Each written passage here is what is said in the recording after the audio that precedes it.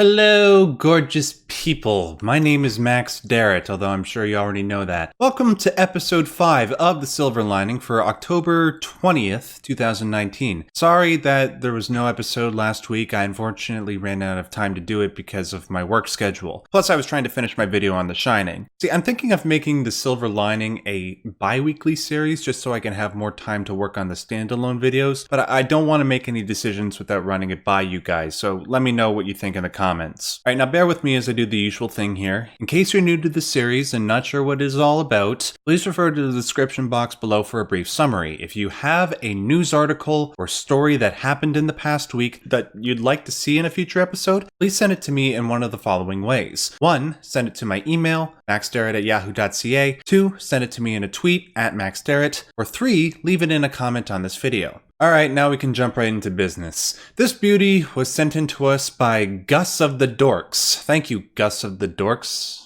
I am Max of the Studs. Nice to meet you. Missouri sanitation worker caught on camera helping 88-year-old woman with dementia. Normally I like to start these videos off with something simple and build up from there, and going by the title of this article, it's right to assume I am continuing that pattern. However, compared to past episodes, you think the article is centered around how nice the mere act was, but in this article, and one I'll present to you in a bit, things go beyond the kind act. Colette Kingston of Kansas City told Fox News on Wednesday that she had a Ring security camera installed on her mother's home in nearby Independence, I'm assuming MO is Missouri, forgive my ignorance, so she could check on her mother, Opal-Zuka, who has dementia. So what's cool about Ring is that if there is movement in your driveway or on your front porch or wherever you install the thing, you get notifications on your phone. I think they're pretty cool, actually. I've been planning on getting one for my stash.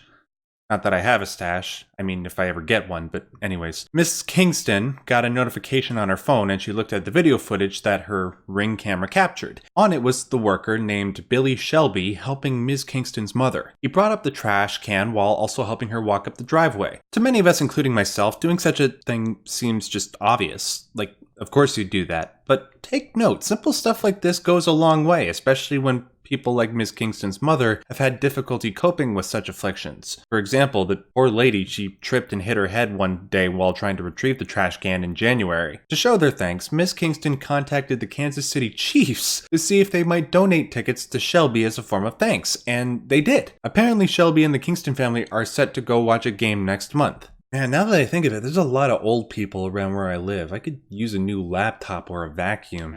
Stop it. You're saying the quiet part out loud again. But seriously, guys, it's not that hard to do the right thing. If you had any need or motivation to do the right thing, remember this story in the future. Or remember a similar story, like this one. Kent's woman's tears as homeless man returns lost bag. Okay, good, but who made this title? Does this title make sense to you? Shouldn't it be something like Kent woman in tears as homeless man returns her lost bag? But whatever, that's besides the point. Thanks to Philip for sending in this story. Privileged Shenembiri, a 42-year-old single mother from England, accidentally got on the wrong train when traveling home from work. However, before the train took off, she wisely got off the train, but unfortunately the desire to quickly get off the train must have made her forget her handbag, because she left it behind. I've been in Miss Shenembiri's place before, because, my mind tends to hyper-focus on only one thing at a time. I tend to forget important stuff, like, every other day. Seriously, it's that bad. I can't tell you how many times I've lost sunglasses, my phone, textbooks, and you get so stressed out. So she called the stations she traveled through to see if they came across her bag, but with no luck. However, the reason why she had no luck was because somebody already picked it up, fully intending to return it to her. A man named Aaron Benton looked in her bag to see if there was any identification and found her driver's license. Benton notified the staff, who allowed him to go to where Miss Shenembiri was located and gave her the bag. Miss Shenembiri said, "I lifted my head up and I saw a guy coming into the waiting area. I looked at him and he was holding my bag. It completely set me off. I jumped onto him and I hugged him." Now, while this is obviously really nice, it was especially meaningful to Miss Shenembiri because, according to her, she's not used to people being this kind to her. She comes from Zimbabwe, and apparently, according to her, people there don't normally give bags back with money. In regards to this event, it was something completely unprecedented for her. As I said with the last story, this tale goes beyond the kind act. Because she was so grateful that Aaron returned her bag, she wanted to get him a phone as a token of her appreciation. I guess to her, it seems like the least she could do, considering the poor guy's homeless. Now, Now, this might be the time that I usually would insert a joke, but something just occurred to me. Have people always been this generous when it comes to kind acts? Phones and football tickets and the like? It's possible that this generosity comes as a product of our collectively increasing prosperity, but it's also possible that maybe people are so used to seeing negativity, on the news or online that people will react to genuine kindness as if they're discovering diamonds in the rough. I don't know. Let me know what you guys think is causing this type of generosity. Here's another one from my boy Philip. Parents can now donate used Legos for a good cause. The article title pretty much sums up the story, but within are some pretty interesting factoids about Lego that makes you appreciate those bricks, even after you stepped on them over 30 times. The new Lego Replay program accepts all used bricks and donates them to nonprofit organizations around the United States. The process is simple. Parents can download and print this shipping label. I guess if you click on that, it gives you the label. Box their unwanted bricks and ship them free of charge to a facility that will inspect, clean, repackage, and distribute them to the Boys and Girls Clubs of Boston and Teach for America. They also cover all costs of shipping. Nice! And this is pretty cool. But I actually have a question. Does this only constitute the bricks? Because I played with Lego a lot when I was a kid, but just not with the bricks. I don't know if any of my fellow millennials remember Bionicle. Yeah. That's a blast from the past, right? Those toys were the shit. I collected pretty much all of them from the first few generations. Now that I'm 26 years old, I don't have much use for them and wouldn't mind giving them away to this organization. If anybody can answer that for me, I'd appreciate it. Now, before we move on, here's some of the factoids I was just referencing. The new Lego Replay program is the latest in Lego's ongoing sustainability initiative. By 2025, that's 6 years from now, the Denmark-based company aims for all of its packaging to be sustainable. By 2030, Lego aims to make all of its bricks using sustainable plant-based materials. Lego has not changed the template for its bricks since 1958, meaning that any bricks made in the last 70 years are compatible and can... Wait, no, wouldn't that be 60 years?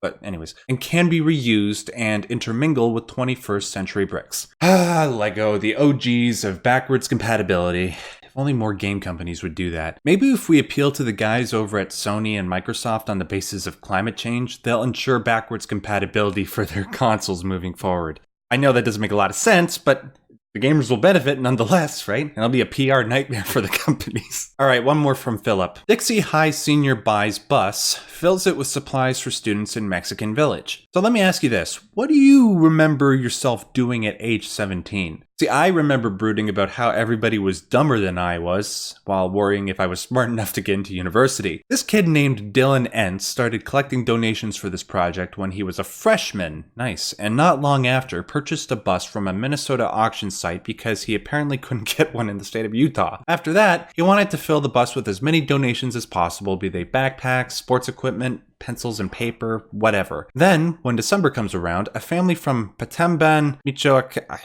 I know I pronounced that wrong. Get off my back. I'm sorry. From there, are going to drive the bus to an impoverished school. When was the last time you did something this noble? I try to do stuff like this, but I wonder if it seriously reaches the amount of effort and time this kid has spent. Seriously, Dylan, awesome job, dude. There really needs to be more people like you doing this, considering the conditions some of these kids live in. The article I'm reading says that Dylan got the idea for the bus during a trip to Mexico when he saw this particular school. Quote, he discovered that students would walk to school and stay there for days, weeks, and even months in order to ensure they could get to classes. If any of you watching live near St. George, Utah, maybe show how much you appreciate Dylan's efforts and kick him some change. He's still collecting donations. I know some of you live in Utah, you guys have told me, so please consider. Alright, thanks as always, Philip. Seriously, you're really helping me keep this series running. Let's move on to this short but sweet article. HBO to add mental health disclaimers in front of select shows. Now, don't roll your eyes because I can already sense some members of my audience cringing because they think this is a trigger warning thing. Don't fret, that's not what it is. First of all, as somebody who has several mental health problems, even I'm not a fan of trigger warnings. I think the rating and synopsis of a piece of entertainment is more than sufficient, and I also think it's better to confront difficult things rather than shy away from them for too long. Rather, what this disclaimer details are the types of mental illness that are in the show. As the article says, we are not saying viewer discretion is advised, we are saying viewer conversation is encouraged. Nothing wrong with that, in my opinion.